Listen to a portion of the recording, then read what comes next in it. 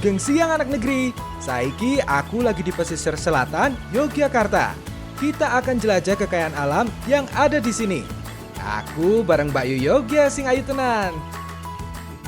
Hai konco-konco, kenal ke aku Dwina. Aku mau temani Gatot keliling Kabupaten Gunung Kidul. Ada cara unik dalam mencari ikan karang yang terjebak saat surut. Kita juga akan masak sambal iwak segoro.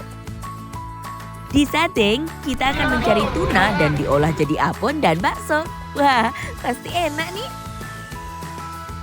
Nah, kurang seru apa lagi coba? Udah nggak sabar kan? Ikuti terus Jejak Anak Negeri.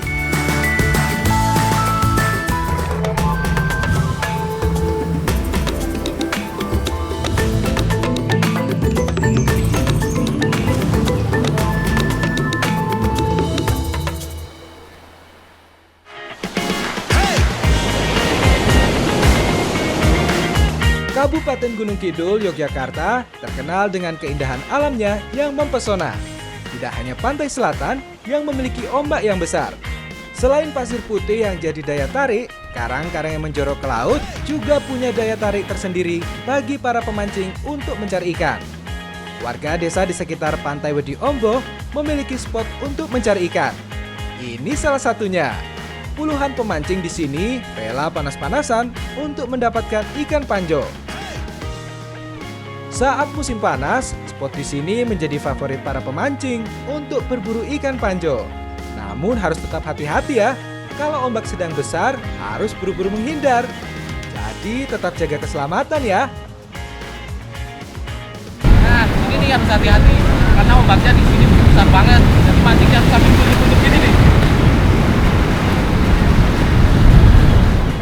Kalau warga sekitar sudah tahu spot mana aja yang banyak ikan panjonya. Seperti bapak ini nih, sudah dapat aja. Pun angsal nih Pak. Nah, ini nih yang namanya ikan panjo. Harus dapatnya juga dengan tenaga ekstra karena ombak banyak gede di sini. Mau Pak? Di Wedi Ombo, masyarakat menyebut ikan ini dengan panjo dan ada sepanjang tahun. Carinya memang harus di karang atau tebing. Meski aku sudah berpindah tempat, masih aja belum dapet nih. Wah, aku bisa kena marah Dwina ini. Aduh, Gatot, mana sih? Kok lama banget? Katanya mau jalan-jalan, mancingnya kok lama banget. Ciloknya aku coba ya Pak. Iya. Tuh, walah, kok nyusul ngopo? Ngilu, baik gede-gede kok. Ya, karena aku nggak berhasil dapat ikan dan ombaknya semakin besar, ya udahlah, kita jalan-jalan aja yuk. Nah, abis ini kita akan eksplor keindahan alam dan juga kuliner di pesisir pantai Yogyakarta. Ikuti terus Jejak Anak Negeri karena alam memberikan banyak manfaat.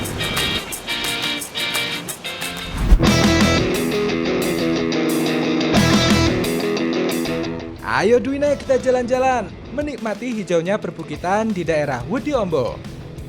Mau kemana nih kita? Kok pemandangannya asri banget? Nah ini nih, aku lagi jalan-jalan pakai motor ke daerah yang luas banget dan udaranya sejuk banget. Daerah Jipitu Gunung Kidul memiliki potensi alam berupa tanaman singkong dan pohon jati. Loh, kok tiba-tiba motornya berhenti? Kenapa nih Mas Gatot? Apa lagi? Loh, macet. Itu kok mogok. Sik. Bensinnya orang tak isi toh mau. Macet mas. Wah, entek bensinnya. Macet. Oke Pak. Loh, Bapak kok betul ngoten langsung tempo ndi? Iki damel pados po. Aduh sepuh tempo ndi to? Sing tebing riyo. Pak sik yo. Wis motor tinggal sik wae. Wis ben. Wah, aku penasaran nih, Pak Jumali cari sepuh.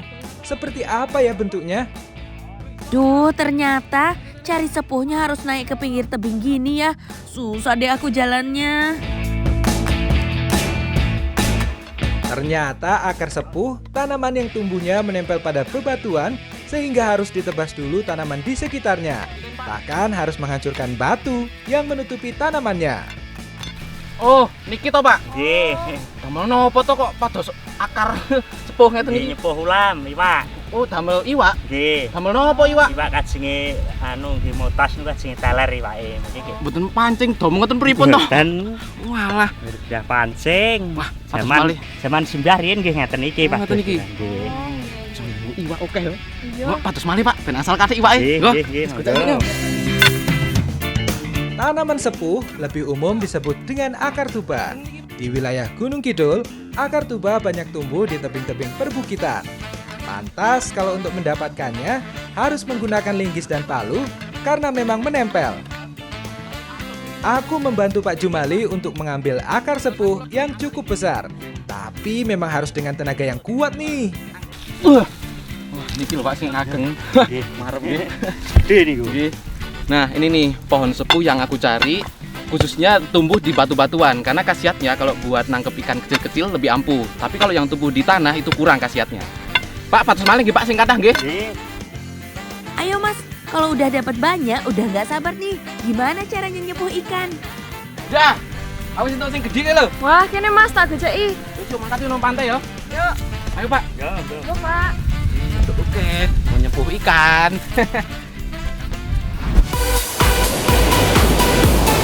Nyepuh ikan adalah kegiatan yang biasa dilakukan masyarakat Cipitu di kawasan sekitar Pantai Wedi Ombo untuk mencari ikan kecil yang terjebak di karang saat air sedang surut. Tanaman sepuh yang digunakan hanya bagian batang bawah dan akar. Untuk ranting dan daunnya tidak bisa digunakan untuk nyepuh ya. Kita buat dulu nih sepuhannya. Akarnya dipotong-potong lalu diikat. Selanjutnya harus dipukul dengan batu agar efek racunnya keluar saat dimasukkan ke dalam air. Pak niki caranya nyepuh pripun nek pun digeprek ngeti iki? Mungkin di ocok-ocok ngaten, Bang. Ben nyampur teng aire ngoten. Nggih. Kersane njuk iwake pripun? Kajenge kelenger. Oh, klenger ngoten. Oh, jadi mamen kok kowe melu klenger piye kok. Nah, akar sepuhnya sudah jadi. Sekarang kita tinggal cari lubang batu karang yang banyak ikan kecil yang terjebak. Ini dia, air yang di dalamnya banyak terjebak ikan kecil-kecil. Langsung aja kita masukkan akar sepuhnya yuk. Dan obok-obok airnya, biar ikannya panik dan mabok. Setelah akar dimasukkan, butuh waktu sekitar 3-5 menit agar efeknya mulai terasa pada ikan. Nah, kalau gini gampang ikannya untuk diambil. Untuk nyepuh tidak ada target khusus untuk ikannya, karena ikan yang terjebak di karang saat surut bervariasi. Jadi, kita bisa dapat beraneka ragam jenis ikan kecil. Untuk waktu nyepuh memang disesuaikan dengan saat air laut surut jauh, sehingga batu karang yang biasanya tertutupi akhirnya terlihat dan ikan-ikan banyak yang terjebak.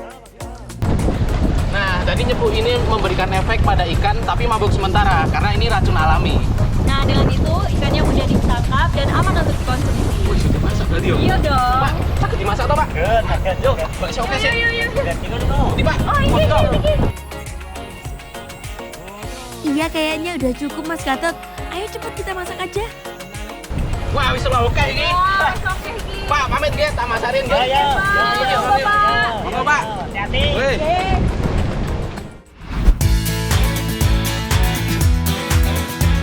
Ikan hasil tangkapan akan langsung kita masak bersama ibu-ibu. Wah, jadi masak napa nih, Bu? Disambel. Disambel. Niki iwake pun angsal kathah niki. Paling ngaken pundi niki? Kene disuntak kene Oke. iso. Ikannya kita bersihkan dulu ya. Sementara itu Mbak Susi menghaluskan bumbunya seperti bawang merah, bawang putih, cabai, ketumbar, dan garam. Ikan karang yang tadi aku ambil mau aku masak, tapi harus dibersihin dulu. Tapi dimasak ngapain ya? Ini mau kita masak sambal iwak segoro. Seger gitu, nggih. Seger. Wah, Ikan yang kecil kurang enak kalau dibuat sambal, makanya digoreng aja. Tapi kita baluri dengan bumbu ya, biar rasanya mantap. Udah semuanya dikasih bumbu nih, langsung aja kita goreng ya. Pinggir kayak ngono, Mas. Nah, cepet mateng. tambah-tambah ngono tak dadi siji. Ayo Mas Gatot, gorengnya yang bener biar ikannya matang. Udah lapar nih mau makan. Nah, udah mateng nih ikannya. Langsung angkat aja deh. Sementara itu Ibu Susi udah menyiapkan bumbu sambalnya. Sambal iwak segara bukan cuma sekedar sambal ya, tapi semacam pepes. Karena itu, memerlukan parutan kelapa dan sambal cabai. Aduk sampai parutan kelapa bercampur dengan sambal. Mbak, ini serundenge anu kambile digoreng. Goreng ini. Singgung, goreng. Alon-alon yo. Sisik minyak es panas. Parutan kelapa digoreng untuk dijadikan serundeng. Serundengnya jangan sampai gosong ya, karena ini yang jadi bahan utama dalam membuat sambal iwak segara. Udah mateng itu Dwina. Sini biar aku angkat. Sekarang masukkan ikan karangnya ke dalam serundeng dan aduk hingga rata agar ikannya terselimuti bumbu serundeng. Campur sedaya, Bu. Ya, wis gorene. Oh, nggih. Goreng ya. Tak dulu. Ojo kowe sing cilik wae, ngono. Enteng. Terus tinggal kita bungkus aja ikan yang telah dibumbui serundeng dengan daun pisang. Satu bungkus bisa berisi 3 hingga 4 ikan. Karena memang ukuran ikannya yang memang kecil-kecil. Nah, udah semua.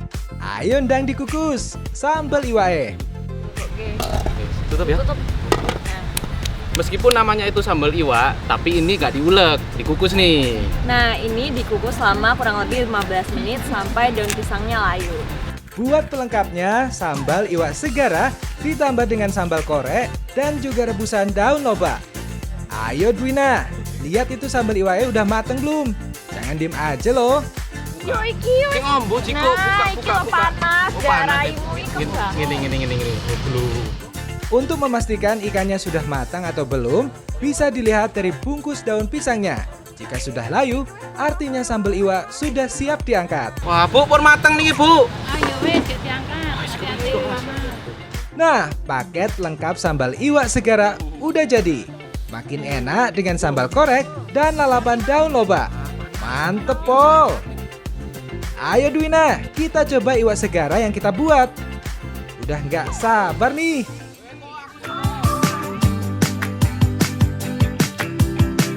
Iya nih, wah tambah sambal korek pasti makin pas nih. Siapa dulu yang bikin?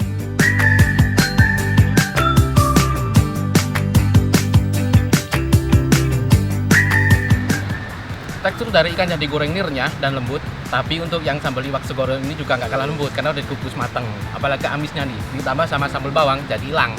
Enak ya? Dan serundengnya ini karena terbuat dari kelapa, jadi rasanya gurih dan juga manis. Dan juga daun lobaknya ini sebagai pelengkap untuk ikan. Jadi tambah seger ya? Nah, mengkonsumsi ikan dengan cara dikukus ternyata meningkatkan kecerdasan otak loh. Berdasarkan penelitian Universitas Pittsburgh di Amerika, rutin makan ikan kukus setiap pekan mengalami peningkatan kesehatan otak, juga mengurangi risiko gangguan kognitif dan Alzheimer.